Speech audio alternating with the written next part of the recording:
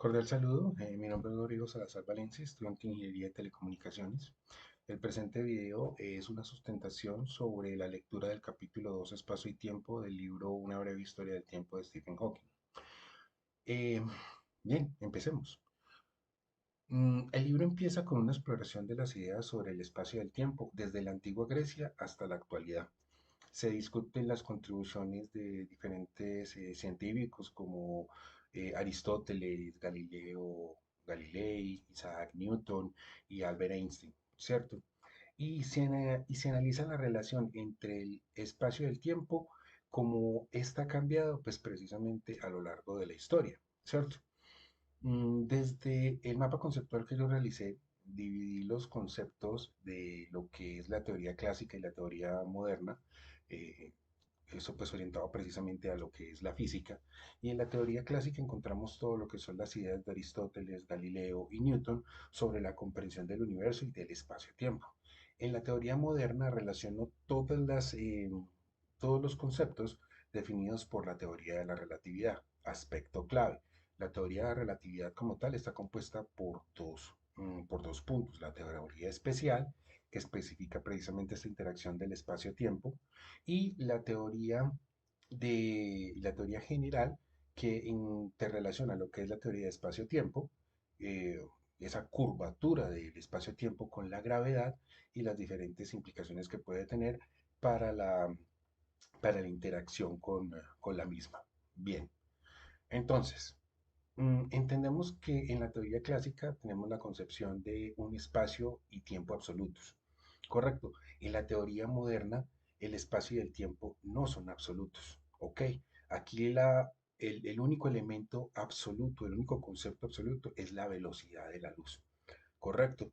Entonces, ¿qué es lo que nosotros podemos decir con respecto a la teoría clásica? Tenemos unos principios fundamentales y las leyes que rigen el comportamiento de la materia y la energía en el universo sin limitarse a ningún campo específico. O sea, mejor dicho, todo es un absoluto. Lo que define la interacción es como la velocidad, la aceleración, la fuerza. Eso se aplica para todos los elementos en el universo.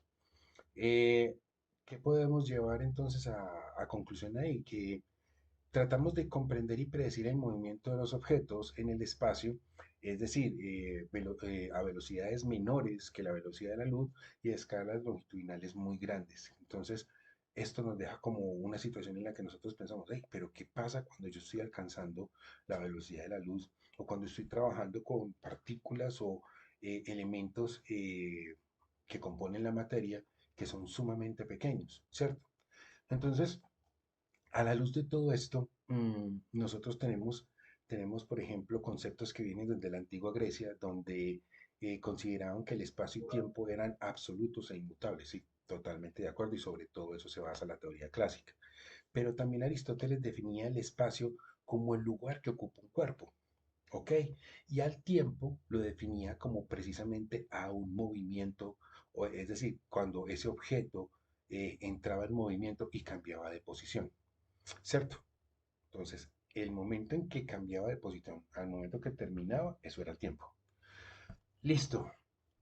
Un elemento que me gustó mucho del libro es que habla de la relatividad de Galileo. Y en la relatividad de Galileo eh, es el primer concepto o el primer desafío que se hace sobre este concepto, donde también se empieza a aplicar esta idea hacia lo que es la astronomía, a lo que es la astrofísica, ¿cierto? Él logró demostrar, obviamente, pues que la Tierra no era el centro del universo y que los planetas se movían alrededor del Sol a través de estas investigaciones y a través de la aplicación de estos conceptos. Pero Albert, Newton toma estos conceptos, genera las leyes del movimiento y que en últimas estas describen cómo se mueven los objetos, no solo en la Tierra, sino a través del espacio y a través del tiempo. Estas leyes se basan en la idea de que el espacio y el tiempo también son absolutos. Entonces, ¿qué significa esto? En el momento en que nosotros hablamos de teoría de la relatividad, aparece un componente nuevo que es el espacio-tiempo. El espacio-tiempo no es absoluto, como les decía, la única constante aquí es la velocidad de la luz, ¿correcto? Entonces, la teoría de la relatividad nos habla de, de esa interacción precisamente en ese elemento espacio-tiempo, ¿correcto? Nosotros siempre hablamos de tres dimensiones. Hablamos de la dimensión X, Y, Z, o sea, ancho, largo y alto, sí. Pero a esa misma situación le agregamos una coordenada adicional, que sería el tiempo, lo que nos permite a nosotros no solo movernos en el espacio, sino también movernos en el tiempo. Eso se explica muy bien a través del cono de luz. Espero ahorita más adelante hacerles una pequeña explicación sobre el cono de luz. Pero toda esta situación crea un cambio completo de paradigma. Nosotros siempre habíamos pensado de que hablábamos de un reloj universal que explicaba los momentos para todos los fenómenos dentro del universo. Pero resulta que la teoría de la relatividad nos lleva a pensar, hey, es que resulta que mi percepción del tiempo no es la misma percepción del tiempo que puede tener otro observador. Entonces aquí llegamos a un punto clave de lo que es la teoría de la relatividad, y es que eh, la comprensión del tiempo y el espacio implica la adopción de una visión relativista. Ojo, relativista no significa que puede ser o no, significa que está relacionado con, ¿correcto? Es un tema que hay que tenerlo muy claro porque esa cuestioncita cuando digan, no, es que todo es relativo, no, eso es falso, ¿correcto? Tomando este tema, entonces, significa que eh, al tener una visión relativista en la que el tiempo y el espacio están entrelazados, su percepción va a depender del movimiento relativo al observador, obviamente, y a la presencia de masas en el universo. A partir de aquí se formula la ecuación tan famosa de E igual a mc al cuadrado. Eso significa que para yo poder acelerar un objeto a la velocidad de la luz, obviamente voy a tener que ampliar su masa. Entonces significa que masa y energía están directamente relacionadas y por ende una pequeña cantidad de masa va a poder generar una gran cantidad de energía. De ahí el tema también de que esto sea el principio también de una carrera guerreriza, armamentista en muchos aspectos que marca la humanidad en este momento. Bien, entonces, esta teoría sobre la relatividad y sobre el elemento espacio-tiempo está fundamentada precisamente la primera parte de la teoría de la relatividad especial, donde postula que el tiempo se puede dilatar o contraer dependiendo de la velocidad relativa del observador. Correcto. Esto desafía la noción clásica de un presente absoluto y además la relatividad implica que la gravedad no es una fuerza distinta, sino una manifestación de la curvatura del espacio-tiempo, la cual es causada por la presencia de masa y energía. ¿Correcto? Entonces, con base en estas ideas, veamos que, ¿qué podemos resumir? Tenemos que el espacio y el tiempo no son absolutos, son relativos al movimiento del observador, la gravedad es una curvatura del espacio-tiempo, el universo está en constante expansión y el futuro del universo es incierto, ¿correcto? Ese sería como no solo el resumen del capítulo, sino también el resumen de todo el libro. Mm, veamos el concepto del cono de luz. Creo que es una cuestión que que a la luz me pareció más fascinante del capítulo y es, me voy a aventurar a explicarlo de acuerdo a la manera en que yo lo entendí. Y veamos, correcto. Como ustedes pueden observar en la imagen, tenemos dos conos, un cono de luz al futuro hacia arriba y un cono de luz al pasado. Vemos en el eje horizontal una superficie, correcto, que se conoce como hipersuperficie del presente. Y aquí esto es muy interesante. Vemos que el tiempo está en el eje vertical, correcto. Entonces significa que yo voy a poder explicar todos los eventos en el espacio, correcto, a través del tiempo, ¿cierto? Entonces, van a haber elementos que van a suceder en el presente y yo los voy a poder observar de manera simultánea. Pero ¿qué va a pasar con los eventos que van a suceder o que dependen de precisamente factores externos? Supongamos que yo soy un observador en este punto, aquí precisamente en el centro, y enciendo una luz. Correcto, como yo estoy cerca de la luz, pues yo voy a ver eso de manera simultánea. Correcto. Pero hay una cuestión muy importante. ¿Qué pasa si yo enciendo la luz y quiero saber si es visible en Mercurio? Pues resulta que en el momento presente, pues al encenderlo, Mercurio no se va a dar, un observador de Mercurio no se va a dar cuenta que yo encendí la luz. ¿Qué significa eso? Significa que la luz tiene que iniciar un recorrido desde la Tierra a Mercurio para cubrir una distancia de 77 millones de kilómetros a la velocidad de la luz. Significa entonces que ese evento va a ser alcanzado en el futuro, o sea que el observador en Mercurio se va a dar cuenta en el cono del futuro pasados 256 segundos, que es lo que le tomaría a la luz llegar hasta un punto visible. En este momento, en la superficie del presente, no sería visible. Supremamente interesante. Bien, ahora, supongamos que yo quiero analizar un efecto en el pasado. Correcto. Si yo no he encendido la luz en el pasado, pues obviamente yo no la voy a ver en el presente. Entonces, ¿qué significa eso? Supongamos que yo tengo un observador en este momento en Marte. Correcto. Va a suceder exactamente lo mismo.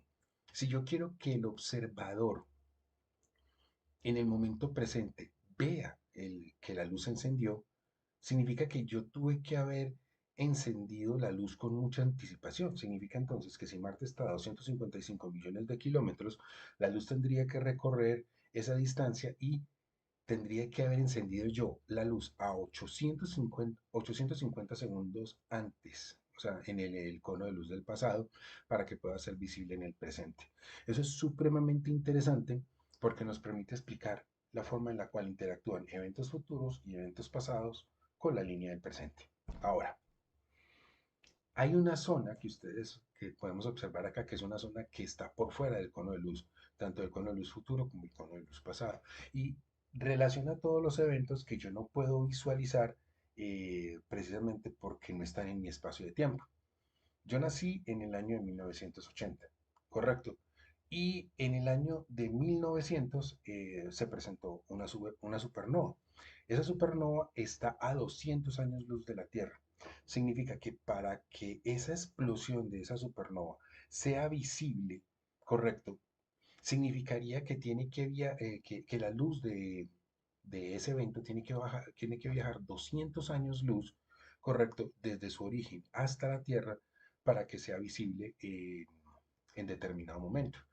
Pero yo en 1980, pues me encantaría poder llegar hasta el año 2100. No voy a poder llegar porque tengo fecha de caducidad. Entonces significa que va a ser un evento futuro que yo no voy a poder visualizar. Lo que significa que ese evento va a estar por mi fuera de cono de luz futuro. Bien, eso con respecto al cono de luz.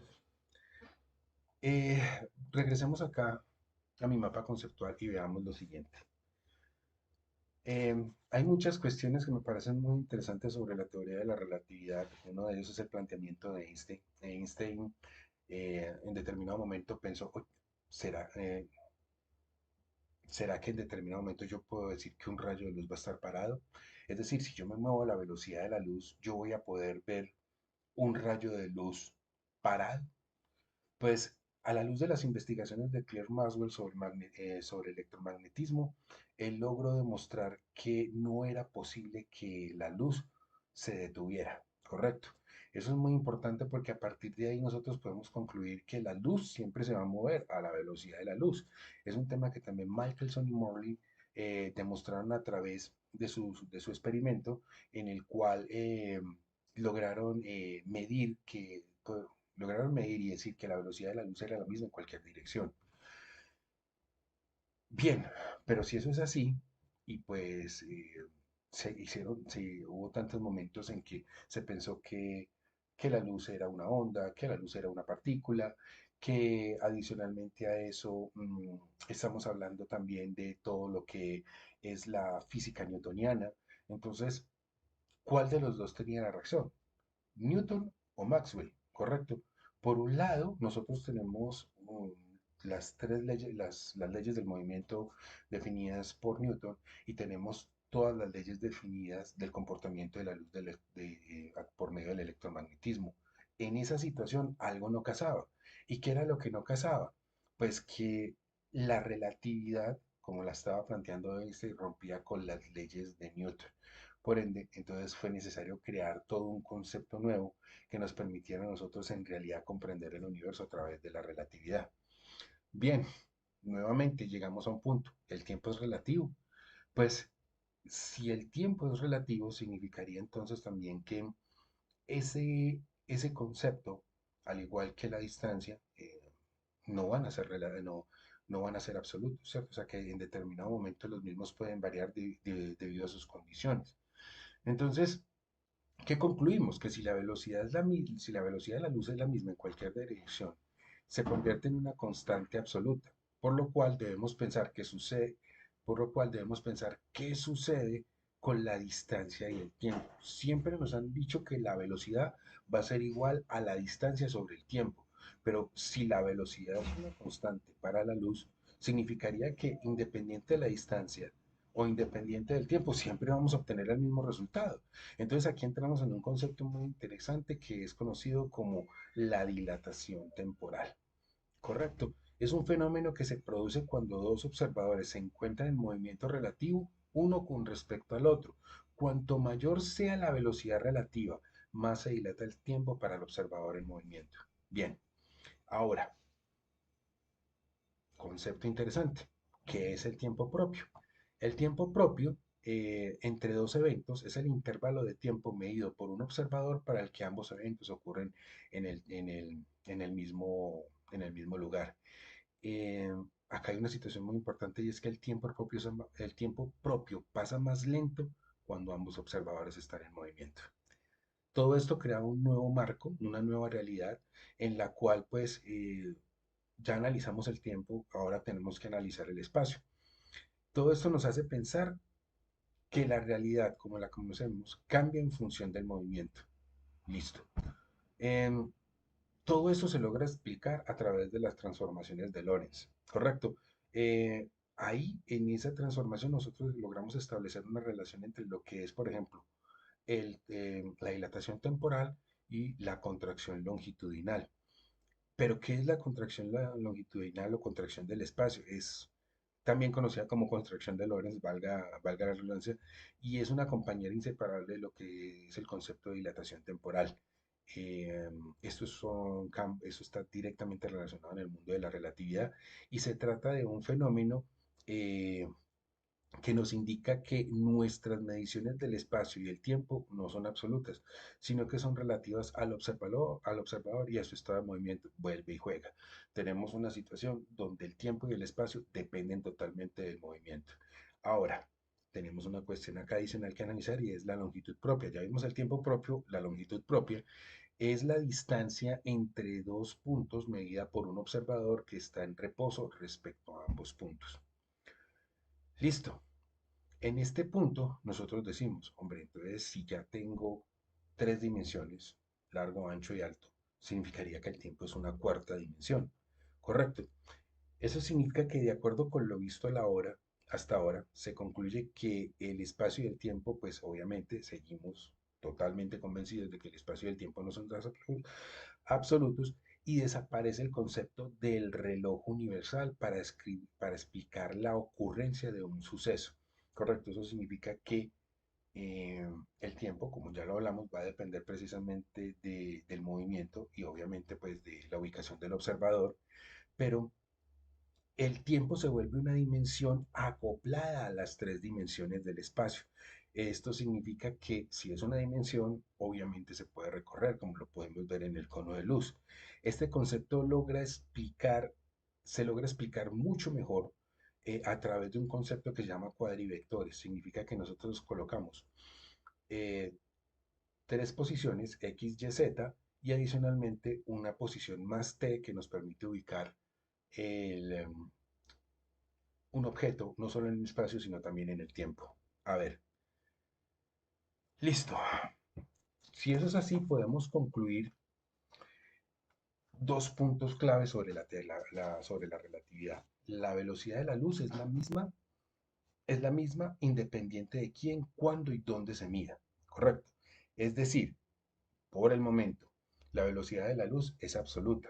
No nos compete hablar aún de lo que son los taquiones porque pues es una partícula que desafía la teoría especial de la relatividad de Einstein. Es hipotético hasta el momento, pero tiene grandes aplicaciones en la teoría cuántica.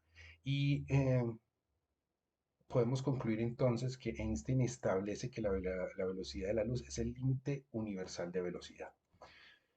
Y el otro punto con respecto a la teoría de relatividad es que todas las leyes de la física son iguales independiente de su estado de movimiento. Bueno, con esto termino mi aporte. Espero de pronto haber aclarado también algunas dudas para los compañeros y solo me resta darles las gracias a todas las personas que pronto vean este video y también a mis compañeros por toda la paciencia que me tienen porque sé que soy una persona muy complicada. Eh, Gracias.